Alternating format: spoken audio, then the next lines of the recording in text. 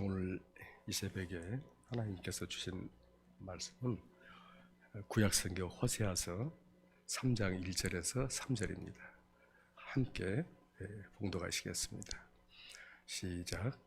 여호와께서 내게 이르시되 이스라엘 자손이 다른 신을 섬기고 건포도 과자를 즐길지라도 여호와가 그들을 사랑하나니 너는 또 가서 타인의 사랑을 받아 음녀가 된 그 여자를 사랑하라 하시기로 내가 은 15개와 보리 한 호멜 반으로 나를 위하여 그를 사고 그에게 이르기를 너는 많은 날 동안 나와 함께 지내고 음행하지 말며 다른 남자를 따르지 말라.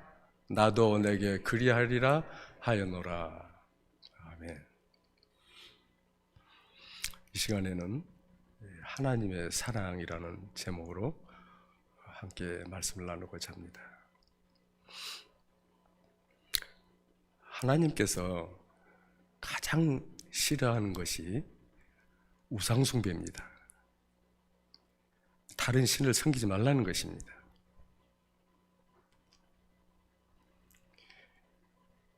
이것 때문에 이스라엘이 멸망했습니다.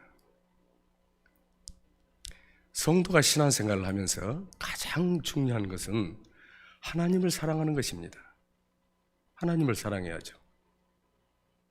하나님보다도 더 사랑하는 것이 있다면 그것에 깊이 빠지게 된다면 그것은 우상숭배입니다. 그래서 하나님께서 모세에게 많은 율법을 주셨죠. 무려 613가지나 된다고 하지 않습니까? 이거를 대표하는 것이 바로 십계명입니다. 또 십계명을 재해석한 것이 예수님의 산상수훈이고요. 십계명의 첫 번째, 두 번째, 너는 나 외에 다른 신을 섬기지 말라. 그리고 우상을 만들거나 형상을 만들어서 거기에 절하고 그것을 섬기지 말라라고 이렇게 말씀하셨습니다. 이거는 하나님의 강력한 명령이요, 결코 해서는 안 되는 것입니다. 그런데 이스라엘 백성이 하나님의 뜻에 반대해서 본격적으로 우상 숭배를 시작하게 된 것이 광야 40년 생활을 마치고 가나안에 들어가서 가나안 땅을 정복하는 과정에서 발생합니다. 여호수아가 이스라엘 백성을 이끌고 요단강 건너서 가나안 땅에 들어갑니다. 이때 여호수아의 나이가 93세입니다. 기원전 1407년경.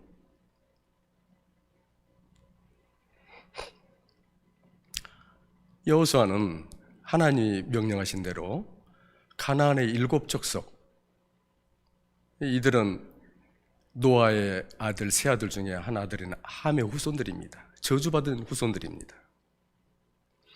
이 가나안 7족속을 진멸하라고 명령을 하셨기 때문에 들어가서 7년 동안 여호수아가 직접 앞에 나서서 싸운 것이 약 7년 된다고 합니다.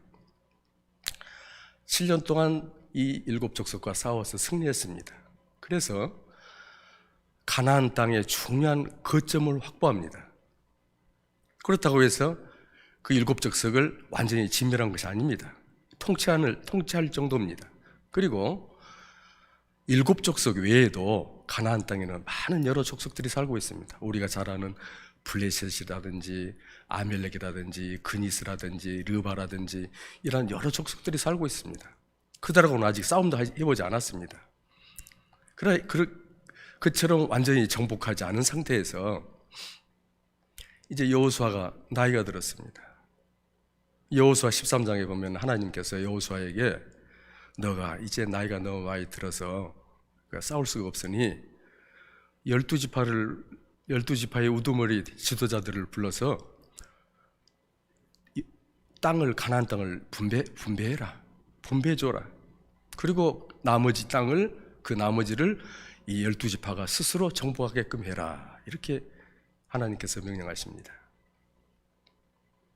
그래서 여호수아는 지파들의 지도자들을 불러서 모아놓고 가나안 땅이 아직 정복되지 않은 상태에서 지도를 펴놓고 여기는 단 지파, 갓 지파, 밑에 남쪽은 뭐 베냐민 지파, 유다 지파 이런 식으로 해서 제비뽑기, 인구 수에 비례해서 이렇게 분배를 해줍니다. 그러나 이거는 이 분배 방법은 모든 지파에 다 적용된 건 아닙니다. 그리고 여호수아가 나이 110세에 죽습니다.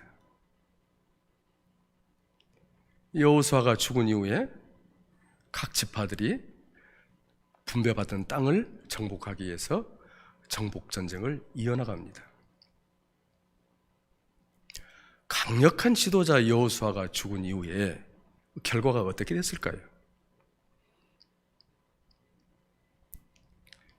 각 지파들은 전쟁에 대한 태도가 미온적인 태도를 취하게 됐습니다. 갈수록 차츰 하나님의 뜻과는 반대되는 방향으로 나아갔습니다. 가나안 정복 전쟁이 끝나고 이제 사사시대로 넘어가거든요. 사사시대로 넘어가면은 사사기에 이 이스라엘의 변질된 모습을 볼 수가 있습니다.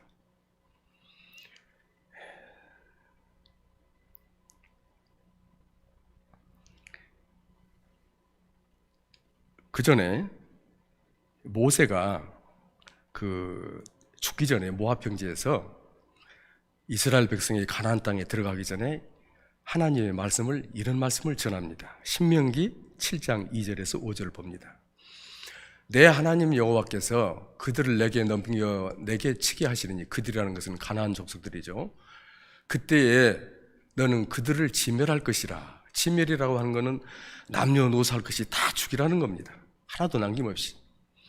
그들과 어떤 언약도 하지 말 것이요, 그들을 불쌍히 여기지도 말 것이며, 또 그들과 혼인하지도 말지니 내 딸을 그들의 아들에게 주지 말 것이요, 그들의 딸도 내 며느리로 삼지 말 것은, 그가 내 아들을 유혹하여 그가 여호와를 떠나고 다른 신들을 섬기게 하므로 여호와께서 너희에게 진노하사 갑자기 너희를 멸하실 것임이라. 오직 너희가 그들에게 행할 것은 이러하니 그들의 제단을 헐며 주상을 깨뜨리며 아세라 목상을 찍으며 조각한 우상들을 불사를 것이니라. 신명기 20장 16절 17절을 보면 또 모세가 이런 말씀을 전합니다.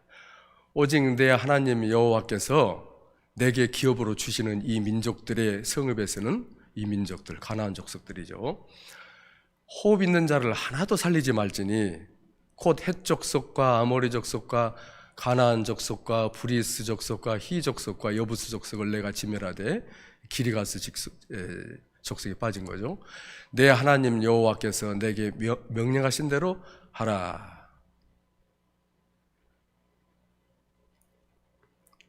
하나님께서 지금 이렇게 모세를 통해서 이스라엘 백성에게 전하게 하신 것은 다 이유가 있습니다. 하나님이 잔인하셔서 그러신 것일까요? 아닙니다. 이유가 있습니다. 하나님께서 모세에게 그 이전에 애굽 땅과 가나안 땅의 풍속이 이러하다, 그들의 삶이 전통적으로 이렇게 살아온다, 이런 것을 가르쳐 주셨습니다. 그게 레위기 18장에 나와 있는데 몇 가지만 보겠습니다. 18장 6절을 먼저 보시면, 각 사람은 자기의 살붙이를 가까이 하여 그의 하체를 범하지 말라. 나는 여호와이니라. 이건 근친상간입니다. 18장 20절에 보면은, 너는 내 이웃의 아내와 동침하여 설정함으로 그 여자와 함께 자기를 더럽히지 말지니라. 이 간음입니다. 21절에 보면, 너는 결탄코 자녀를 몰렉에게, 몰렉은 이 우상의 하나죠, 몰렉에게 주어서 불로 통과하게 하므로 내 하나님의 이름을 욕되게 하지 말라. 나는 여호와이니라. 이 우상 숭배입니다.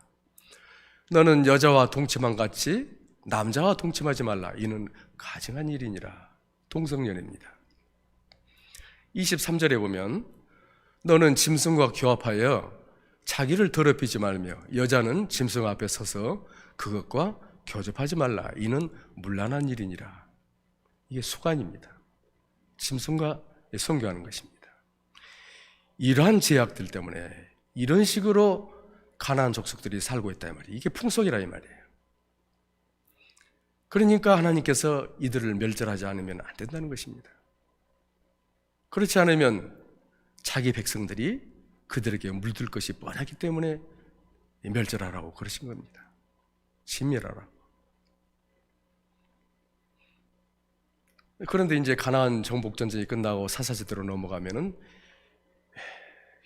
하나님 말씀에 반대해서 살아가는 이스라엘의 그 변질된 모습을 볼 수가 있습니다. 사사기 3장 5절 6절에 보면, 그러므로 이스라엘 자손은 가나안 족속과 헷 족속과 아모리 족속과 브리스 족속과 히위 족속과 여부스 족속 가운데 거주하면서 그의 딸들을 맞아 아내로 삼으며 자기 딸들을 그들의 아들들에게 주고 또 그들의 신들을 섬겼더라. 이렇게 되어버렸습니다. 광야 40년 동안 이스라엘 백성들은 하나님이 주시는 만나만 먹고 살았습니다. 그러다가 가나안 땅을 정복하면서 가나안 온주민들이 주는 음식이 맛있었습니다. 야채, 과일, 고기, 그들의 농경 문화가 싫지 않았습니다. 그래서 좋은 게 좋다고 진멸은커녕 한 식구가 되어버린 겁니다. 하나로 융합되어 버렸습니다. 우리가 알다시피 사사시대 400년은 질서도 없고 죄와 우상숭배로 관영하였습니다. 가득 찼습니다. 그런 사사시대였습니다. 사사시대가 끝나고 왕정시대가 오죠. 사울, 다윗, 솔로몬 각각 40년씩 120년을 통치하였습니다. 이 시대에는 이스라엘이 발전해서 국가적으로 경제적으로 부흥 발전했습니다. 솔로몬 성전도 지었습니다. 그러나 바알과 아세라를 섬기는 종교적 도덕적인 타락은 여전히 지속되었습니다. 솔로몬 이후로 나라가 남북으로 갈라집니다. 하나님의 진노와 심판이 마침내 이스라엘 위에 떨어졌습니다.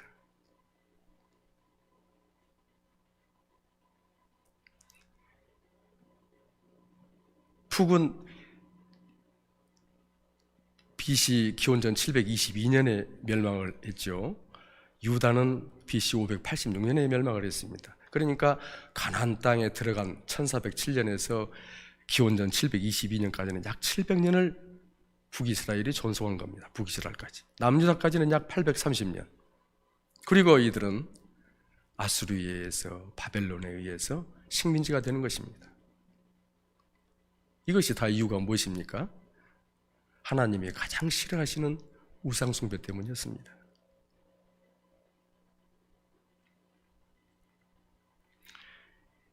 북이스라엘이 멸망하기 직전에 활동한 선지자가 호세아입니다. 하나님께서 호세아에게 이스라엘의 멸망을 전하시고, 나는 내 백성 이스라엘을 지금까지 사랑해왔다. 그런데 여전히 아직도 그들은 나를 떠나 있다. 그러나 지금이라도 이들이 회개하고 돌아오면 용서해 주겠다. 이렇게 하나님께서 호세아에게 말씀하십니다. 하나님과 이스라엘의 관계를 호세아 선지자와 그의 아내 고멜의 관계를 통해서 이스라엘을 향한 하나님의 변함없는 사랑을 전하고 있는 것이 호세아서입니다.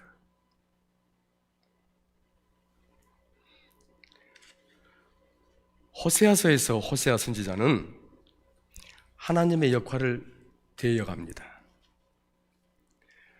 아내 고멜은 이스라엘을 상징합니다. 고멜이 어떤 여자인지 호세아의 아내가 된 고멜이 어떤 여자인지 호세아서 1장 2절에 보면은 하나님께서 이렇게 말씀하십니다. 여호와께서 처음 호세아에게 말씀하실 때 여호와께서 호세아에게 이르시되 너는 가서 음란한 여자를 맞이하여 음란한 자식들을 낳으라. 이 나라가 여호와를 떠나 크게 음란함이니라 하시니, 고멜을 음란한 여자라고 이렇게 말씀하십니다. 음란한 여자, 현재 음란한 여자라고 하는 것은 현재 그런 생활을 하고 있는 여자라는 것입니다. 이런 창녀와 같은 고멜을 데려다가 호세아의 아내로 삼으라는 것입니다.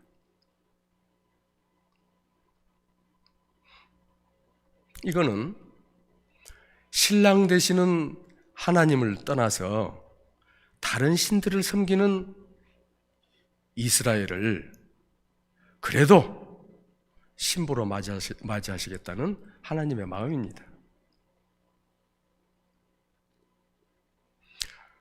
구약시대에는 이스라엘 민족을 하나님께서 사랑하셨습니다. 그러나 지금 성령의 시대에는 예수 그리스도를 구주로 영접하는 자들을 사랑하십니다. 이스라엘 민족이 육적 이스라엘이라고 한다면 우리 그리스도인들은 영적 이스라엘이 됩니다. 하나님께서는 영적 이스라엘을 사랑하십니다.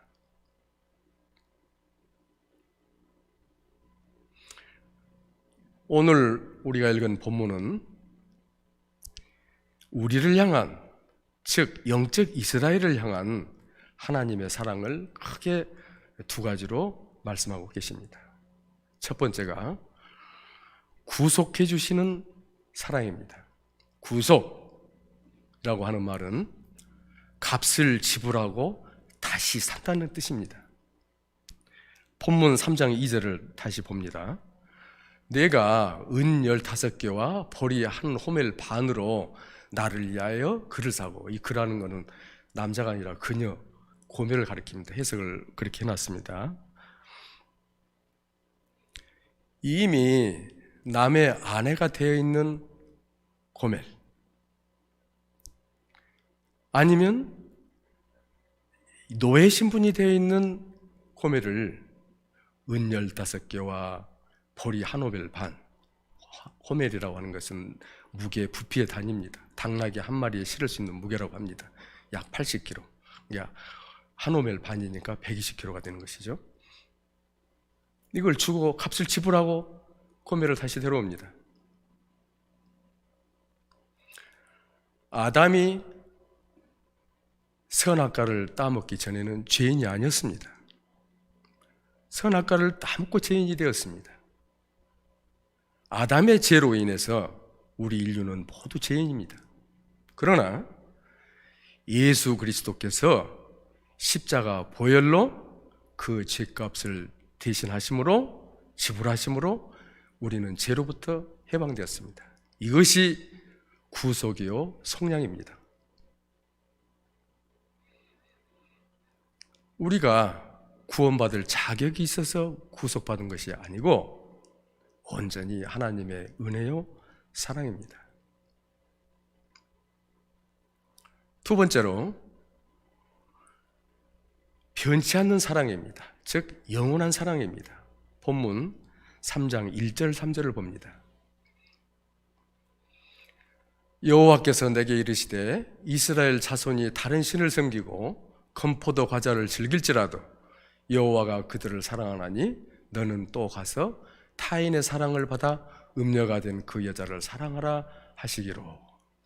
그에게 이르기를 너는 많은 날 동안 나와 함께 지내고 음행하지 말며 다른 남자를 따르지 말라. 나도 내게 그리하리라 하였노라.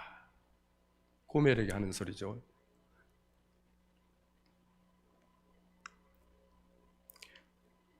고멜은 호세아의 아내이면서 자녀 셋을 낳았습니다. 이스라엘의 후손을 상징합니다. 마찬가지로 악합니다. 자녀 셋을 낳고도 다른 남자에게로 갔습니다. 그런데도 호세아는 고멜을 사랑합니다. 이게 하나님의 마음입니다.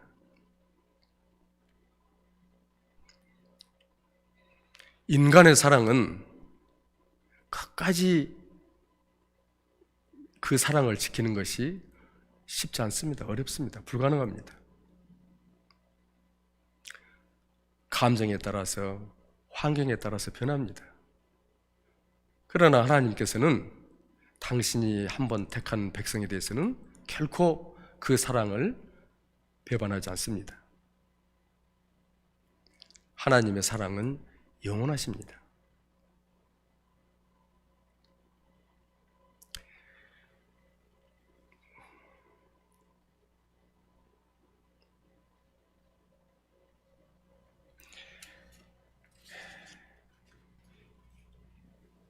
미국 청년 짐이라는 청년이 살인범으로 체포가 되었습니다. 재판을 며칠 앞두고 판사가 짐이의 어머니를 찾아서 이야기합니다. 부인, 짐이를 설득해서 범행을 자백하도록 해주십시오. 짐이는 자기가 죄를 짓지 않았다고 완강히 부인을 하지만 범행을 입증하는 증거가 완벽합니다. 짐이의 어머니가 미소를 짓습니다. 판사님, 우리 아들이 그렇게 말을 했다면 그것이 사실일 것입니다.